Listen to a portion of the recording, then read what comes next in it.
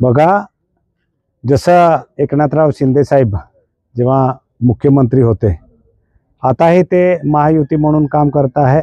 या राज्याचे मुख्यमंत्री देवेंद्र फडणवीस साहेब, अजितदादा आणि आमचे शिंदे साहेब।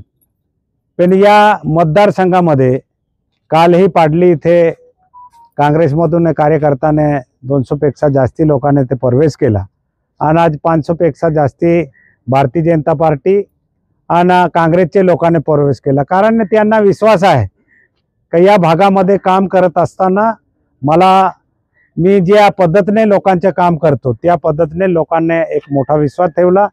जे लाडकी बहीण असेल, जे योजना असेल, आज भांडे वाटपाचे कोणतीही योजना असेल, आम्ही प्रभावीपणे राबवतो आणि म्हणून मोठा विश्वासाने भारतीय जनता पार्टीचे आणि काँग्रेसचे लोक शिवसेनेमध्ये प्रवेश करत आहे।